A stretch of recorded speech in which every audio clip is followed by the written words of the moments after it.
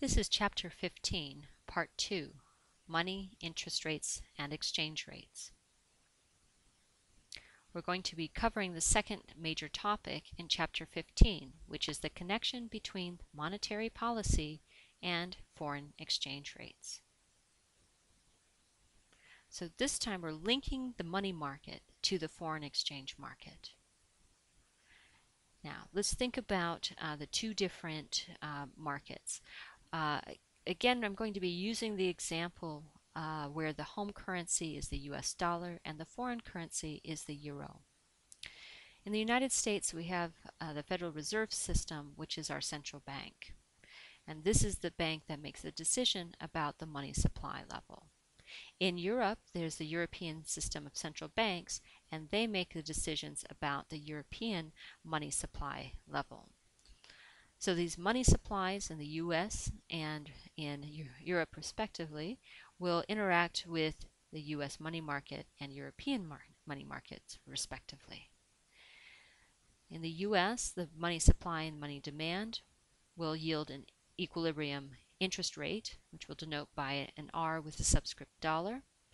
And in Europe, the money supply and money demand will give us an equilibrium interest rate, which I'll denote as an R with a subscript euro sign.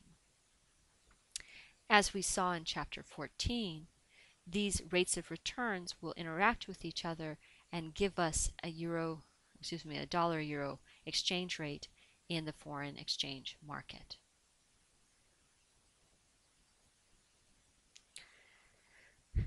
Now, I ended the last lecture with this particular diagram. So this is the money market, and in this case we're going to be looking at the money market for the US, where we have the downward sloping aggregate real money demand curve, L, and the aggregate real money supply curve, which is the vertical red line. The intersection of these two curves is the equilibrium in the money market, and this gives us the equilibrium interest rate of R1. What we're going to do with this picture is actually turn it 90 degrees so it looks like this. So the interest rate will be on the horizontal axis and the real money holdings will be on the vertical axis. So this is the picture that I just showed you. We have the rate of return on the horizontal axis and we have the money supply on the vertical axis. So this is the US money market, and again we find the equilibrium rate of return, or the interest rate, at the intersection of the real money supply curve and the real money demand curve. So R is found by looking at that intersection. Now we're going to add the foreign exchange market on top. The foreign exchange market is this is the same graph that we saw in Chapter 14. So the horizontal axis is the rate of return in dollar terms, and the vertical axis is the exchange rate, which is specifically the spot rate.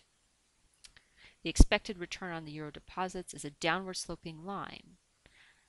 Now the return on the dollar deposits was determined by the US money market, which is the bottom panel. The return on the dollar deposits is represented by a vertical line in the foreign exchange market because it is not affected by the exchange rate. The interest parity condition is when the rate of return on dollar deposits is equal to the expected rate of return on euro deposits in dollar terms. So at that intersection, we'll find the equilibrium exchange rate in this particular market. So one more time, we have the money market turned on its side, and the equilibrium interest rate is found at the intersection of the real money supply and real money demand curves. We put the foreign exchange market on the top with the downward sloping expected return on euro deposits curve. We add the return on dollar deposits curve, and the interest parity condition gives us the equilibrium exchange rate. Now what happens when there's a change in the domestic money supply? In general, an increase in a country's money supply decreases the rate of return on deposits and causes its currency to depreciate. Likewise, a decrease in a country's money supply increases the rate of return on deposits and causes its currency to appreciate. So let's go ahead and see how this works graphically. So first of all, let's quiz yourself. If the Federal Reserve is going to increase the money supply through open market operations, how will it do that? Will it sell bonds or buy bonds? In this case, they're going to buy bonds. So they increase the money supply, which is represented by a downward shift of the real money supply curve. This is going to give us a new lower interest rate. So again, we have an increase in the amount of currency in the market, and this is going to have downward pressure on the price of the currency, or in this case, the interest rate. This is going to give us a new return on the dollar deposits in the foreign exchange market. And the interest parity condition says that the equilibrium exchange rate will increase. So another quiz for you.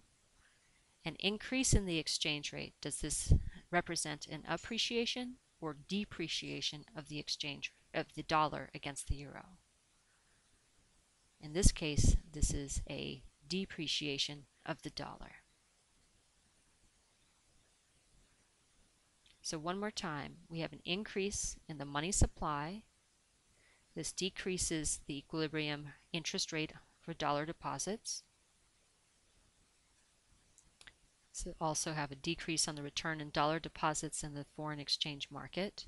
And the interest parity condition says that this will increase our spot exchange rate to E2. Now, how do changes in foreign money supply affect interest rates?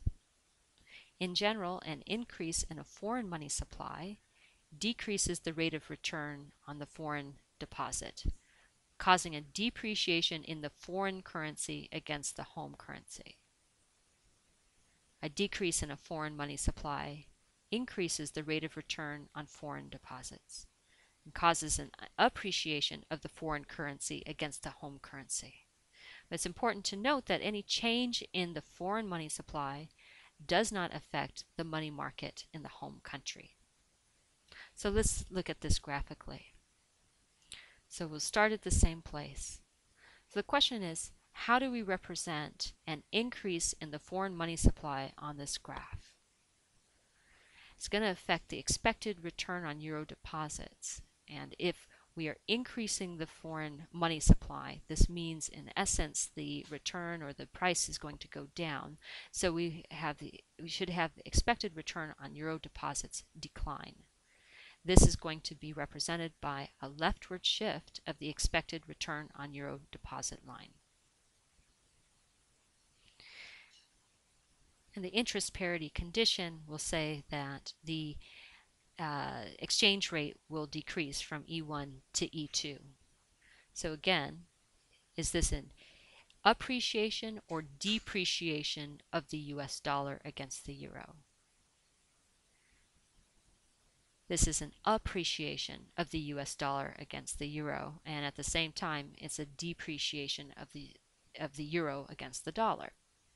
And notice that nothing has changed in the bottom panel, so there is no effect of the change in the foreign money supply on the US money market.